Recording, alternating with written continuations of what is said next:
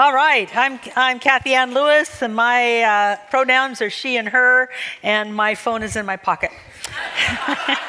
I kept looking for it, and I thought, oh no, that's what you did, Kathianne. Here we go. Never mind, nothing to see here. Don't I do look together, right? Yeah, right. Like I have it all together. Because I want to read something to you. Because this thing that I want to share with you is about raising it up, raising it up, raising it up. I read something this morning that said that October, in a lot of people's minds, are much like January. People say, you know, I've only got 3 months left. What am I going to do with those 3 months? I mean, I guess that's a thing. I didn't know it was a thing. It's called the October theory. Very similar to January. It's like, I thought that was September when you go back to school. But anyway, never mind. I was wrong. I've been corrected by social media. And that's the way it goes. But I want to share with you what we're doing this month for the congregation, which is much like raise it up, going higher and higher. The theme is dare to prosper. And the definition of prosper is to flourish and grow strong and healthy. It comes from the Latin, a Latin word meaning doing well. It's doing well. But here's the deal. The way you did well 10 years ago might not be the way you should be doing well now. But some people get stuck 10 years ago. I was doing well. I'm just going to try to make that do well. However, However, many spiritually minded folks think it's fine to be healthy and loving, but resist prospering because of their misconceptions about money, wealth, and doing well financially. But even mystics have bills to pay. I mean, really. Would you ever say to someone, or be embarrassed to say, that you're healthy, really healthy? Would anybody be embarrassed to say they're healthy, really healthy? Would anybody be a little, hesitant to say, wow, I'm loved. I love being loved. I love loving. I just love and I love and I love and I love. And no, anybody be embarrassed saying that? Oh, wow, I can just love one person. Out of a bunch. Actually, did you know in the Bible when they said 5,000, it just meant a bunch? It was an Aramaic idiom for a bunch of people. So there's 5,000 in this group, and one is, but do you see what I'm saying? And yet, how many of you, when you're doing well financially, don't want to tell someone? You don't want to tell your family maybe, or your friends from college, or your neighbor down the street. How many of you have ever been there? We're like, doing well, I don't, just 5? Thank you. Do you know the truth heals? I'm so amazed that some people don't understand the first concept of what we would call manifestation, which is just really a big deal. How about just doing well all the time? So you don't have to manifest this solution. You don't have to manifest that thing. It's like this is the way you live. You do well. That's to prosper. That's to flourish. The earth flourishes. And we are of the earth, and we are of that created the earth, which is to flourish. People say, we have to save the earth. We don't have to save the earth. The earth is going to do fine. We could be swept off the face of the earth because we've polluted it, but the earth will recoup. And something else will rise up. Who knows? Does that make sense? Yeah. I just want us to do well and enjoy this earth, but that's another talk.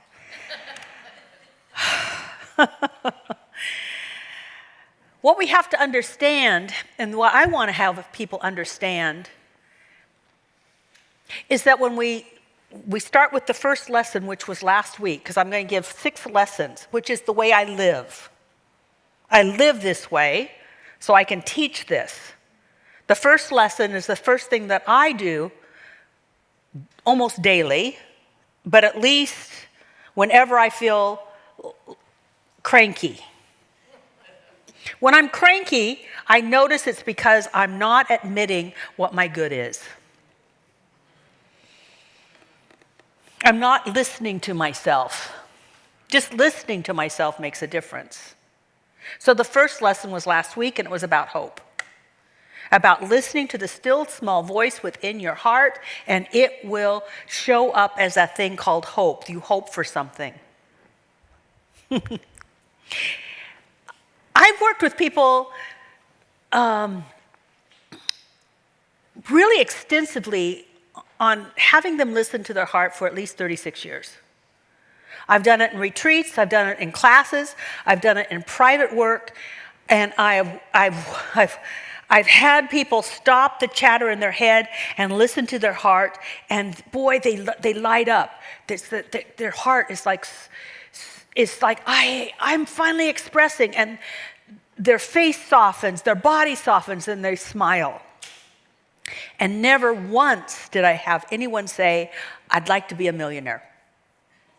Out of thousands of people, I've never heard anybody say, I want to be a millionaire. What they have sometimes said is, I want to travel more. What they have sometimes said is, I'd like a significant other. I have heard them say, I'd like to have a home of my own. I have heard them say, I'd like to sell my house. I mean, I've heard all sorts of stuff, but never money as a goal. But sometimes to reach that goal, it may require money. So money is a support for our hope. It's a support for our dreams. It is a means, but never the end. The human heart doesn't care about that stuff. It cares about something, and sometimes it needs support. And sometimes it doesn't need that kind of money support.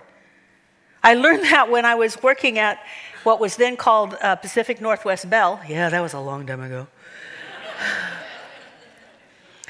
And there was another woman working with me who had this huge desire to travel, like all the time. She just wanted to travel, especially on cruise ships. That's what she wanted. And that's what her intention was. Now, we made quite a bit of money, but I'm not sure the kind of money that it would take for her to take that many cruises. Luckily, I had a millionaire husband to help me with my stuff, but she didn't. She was on her own. And we started calling her the cruise queen. It started out with her taking one cruise that her sister paid for so that she would have a companion on a trip. She fell in love, and he fell in love with her, with the cruise director. I mean, she was cute. Anyway.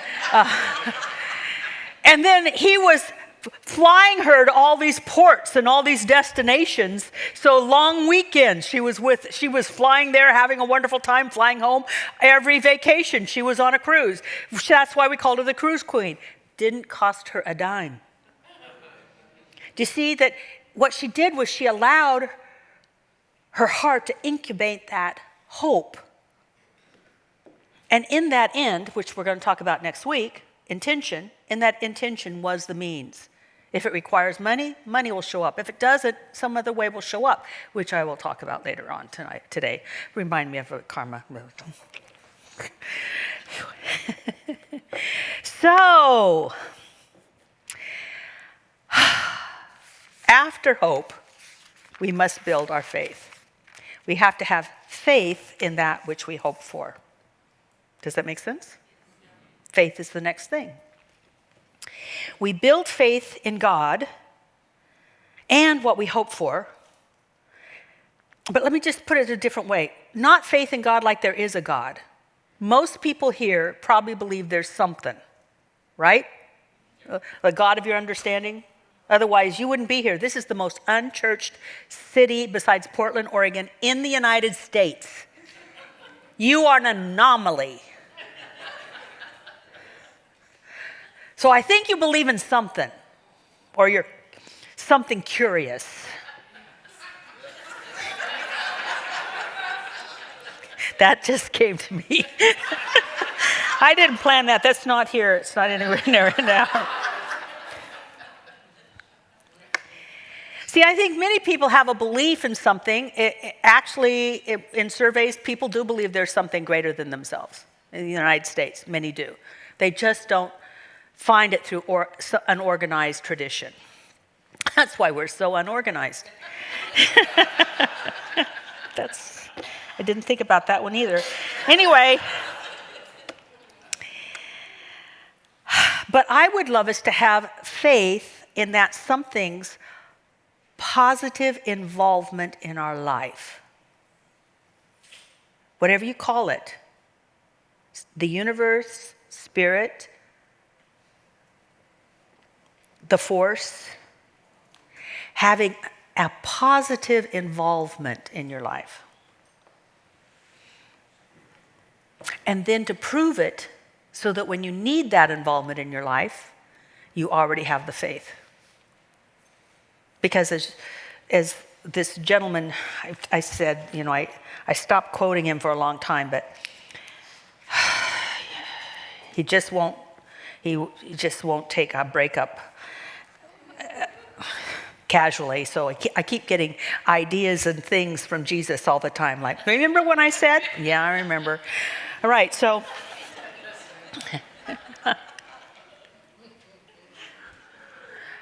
I'm reclaiming the Bible because there's so many things in there that create prejudice and hate that I threw the whole thing out. Now, what's coming back is that which supports miracles and love and inclusion and a whole new way of life. So I'm going to quote something from the Old Testament, which is where the Spirit or something said to the prophet, "Prove me. Prove me if I will not open up the doors of heaven and pour forth a blessing too big to behold." To prove it. Otherwise, we just have it kind of over there in like a distant relative. Yeah, there's Aunt May. She lives in someplace. And I know she's part of the family, but we don't correspond much. Where'd that accent come from? Anyway, geez, I listen to myself and go, wah. Anyway, we can have that idea of God. It's true, it's real, but it's so far out there. And maybe if I'm really in trouble, I can call up and maybe get some help. No, have it be an ever-present, developing aspect of our soul growing into greater and greater expressions of well-being and rising up and rising up and rising up in our ability to hope and have faith in what we hope for. That's my purpose for these 6 weeks. 5 weeks, I guess. I have 6 steps, but I'll give them in 5 weeks. So, we want to prove spirit. And we go from, I have a belief or faith in God, to I actually have the faith of God. If God thinks it's true, I think it's true. So, we want to develop faith, and I've got 3, maybe 4, kind of 4-ish, 3-ish steps to do it. Because if you wanted to develop anything, if you wanted to develop your athleticism, if you wanted to develop your muscle stamina, if you wanted to develop your memory, you would put yourself on a program, right? Some sort of program. This is a faith program.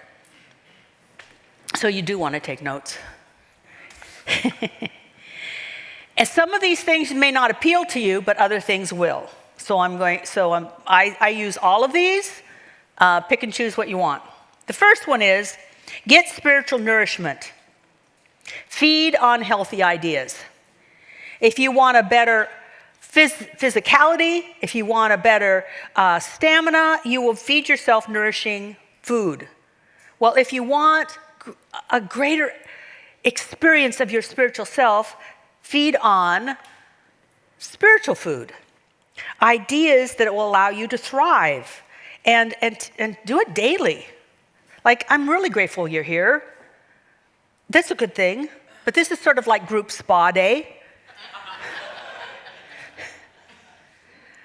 But if you really want to develop, you do things in between. You'd have your own program. And day by day, you do that program.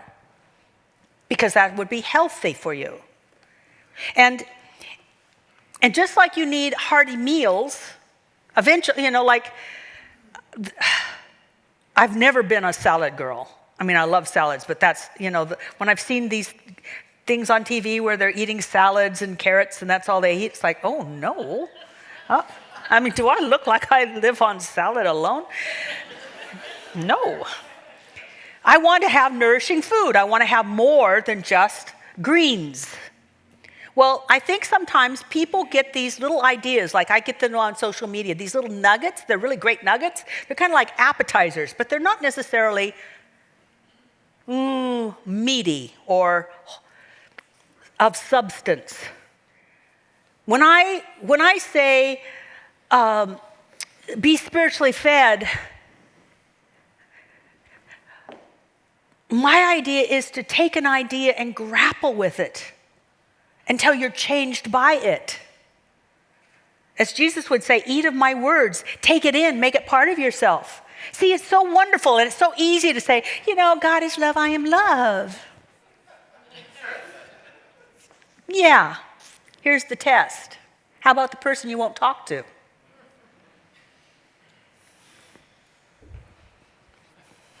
Right? How about the person that you think is crazy because of the political signs they have out in front of their house? Too easy to say, I am love.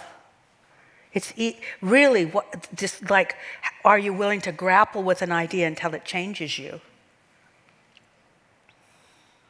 For instance, I've been working with, I'm stopping seeking and I have found. How many of you I was for years, decades, a seeker. I'm a spiritual seeker. No, I'm done with seeking. I'm now claiming that I have found everything I need to find and it's always available to me and I know it when I need to know it, like that. Does that make sense? Grapple with that. Love your problems.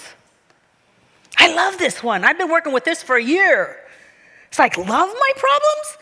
I thought deal with your problems, solve your problems, but love them? Yes! Because if we really say God's everything, guess what a problem is? It's God with a mask on. It's only Halloween, It's God with a mask on saying, okay, I'm looking scary, but are you willing to love me anyway? Because if you are, I will reveal the blessing in this. You pray. That changes you. Number 2, keep track of your prayers or your spiritual mind treatments, whatever you want to call them, your affirmations, whatever it is, and then write down when and how they've come to be. I have a journal. I have many journals. I can't keep the journals because I write through them too much, and I just realized first service, I shouldn't have said that because people, no, don't. I'm burning those journals now. But I write down all my prayers for the day. Every day I write down what I'm praying for. Just a note, and then I do my prayers. And then I go back and I write down, this was answered on this date, this turned out this way, I date it, and it's so wonderful because when I have a low faith day, I can go back to the journal and say, well, this worked, and this worked, and this worked, and this worked, it'll probably work. Why would I doubt? It feeds faith. What we pay attention to increases. As we pay attention to miracles, when we pay attention to answered prayers, we will have more answered prayers. It's just the way it works. But how many of you have prayed and then it did work out, but you didn't pay attention, and then a year later you go, what, that kind of worked out? Yeah. No. Ernest Holmes said, I wait with glad anticipation the fulfillment of this prayer. That's a paraphrase. So I write it down and I wait with glad anticipation because if it worked here, here, here, and here, of course it will work here. I've had some big health challenges. Just in the 36 years I've been here. I've hardly ever even missed a Sunday. Why? Because I trusted. And I could trust because I'd seen all the other times. Look at all the times it worked. Why would it stop working? So I could say,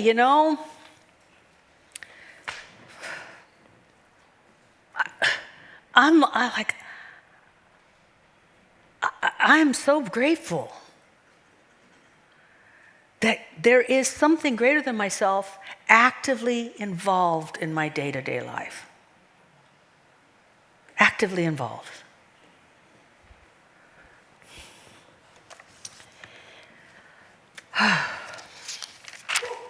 Number 3. If you don't feel like you have enough faith, ask for more faith. That's also something you could ask for. You could ask for that. There is a verse in Mark where a gentleman came and wanted one of his family members healed. And he said, "And I believe, but heal my disbelief." I love that. That's a statement of truth. That's a statement of truth.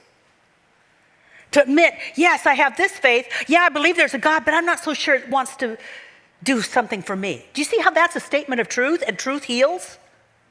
It's like, now you know how to pray. If you think there's a God, but you're not so sure that it's going to be involved in your life, or you even want it involved in your life. I mean, here's one. You want to stretch? I will to will thy will.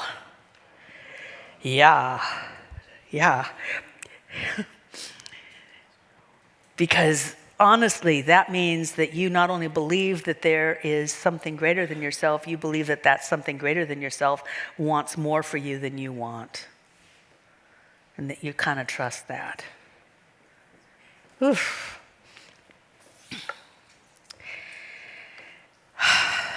If anyone's had an answered prayer, if anyone has had their life change, you can have an answered prayer and you can have your life change. So I'm just going to, up the scale a little bit. In fact, actually, one of my raise it up personalities is Don Beatty, because many years ago, when he was in my practitioner training class, he said, "I want to make twice the money in half the time." And I thought, well, that's impossible. But it wasn't for him. And now it's not for me because it wasn't for him. Does that make sense? You should be celebrating not only your own miracles, but every time you hear about one. We should be talking about it. We should be saying, this worked in my life and that worked in my life. Oh, by the way, I wanted the perfect honey, and guess what? I had it. I mean, there's people in here and I see them. I see their miracles. I saw their physical miracles, their relationship miracles, their financial miracles. I see them. We are bubbling with it, but we kind of keep it to ourselves. Because we don't want to be, too out there bragging or nothing. No, share. There was a mass in my abdomen, 8 by 10 by 5, and it disappeared. I had cancer, and I had surgery, and I was told that all sorts of things would happen. The next day, I was out shopping. I mean, this doesn't happen, folks. I have sprained my ankle, and my husband watched it balloon up and then go right back down because I said there's only God. You have to talk about these things because somebody might need that story at exactly that time. And your faith in that happening might be the faith that they need, which brings me to the next part of this, which is go ahead and borrow faith. Get it by osmosis. Have a prayer practitioner pray for you. I remember first service, I was like, if we really allowed our heart to speak, it would lead us so far beyond where we think we are. We would have big, huge circles instead of this is a nice size circle, prayer circle after service. It'd be huge. We would surround the room with people saying, "I'm willing to accept." Wow, that'd be an awesome thing, wouldn't it?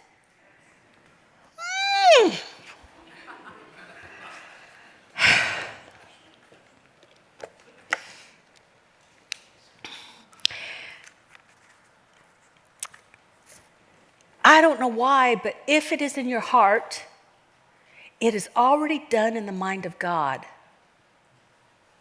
We just have to accept it.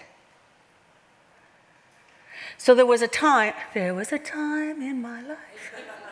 I'm not going to sing that song. Didn't know the faith of God was sufficient. Didn't know the love of God was at hand.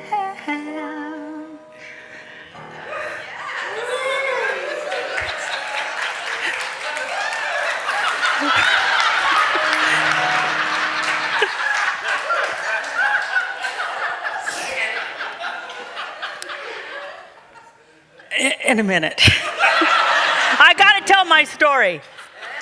This is how I can see your life working. My hope for you is that you think a thing and you know that thing is possible because God is an active expression in your life.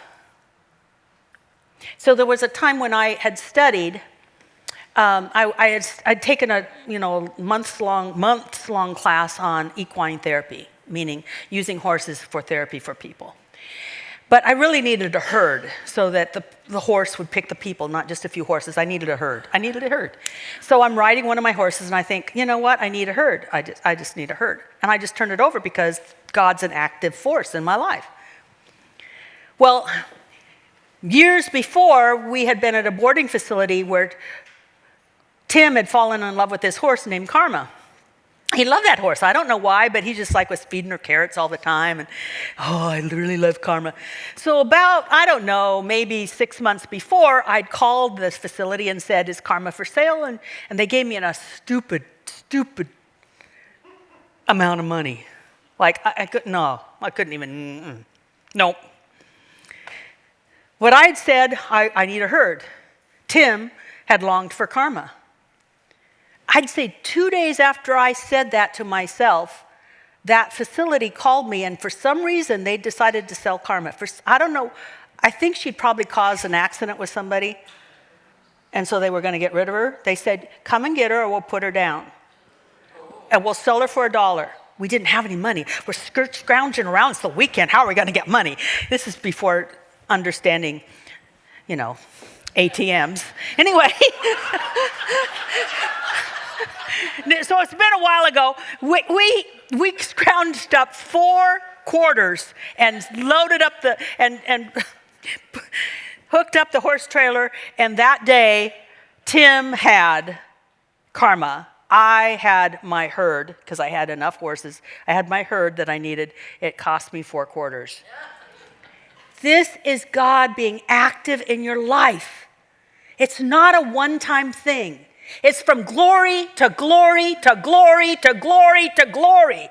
From expression of life, expression of life, expression of life. It's from going, this is good, and this is good, and this is good. Does that make sense? And it harms no one, including yourself, then it's God's will for you. If it's in your heart, obviously, it was in my heart because I was supposed to have it then. Does that make sense? And Karma had a home. It was good for everybody.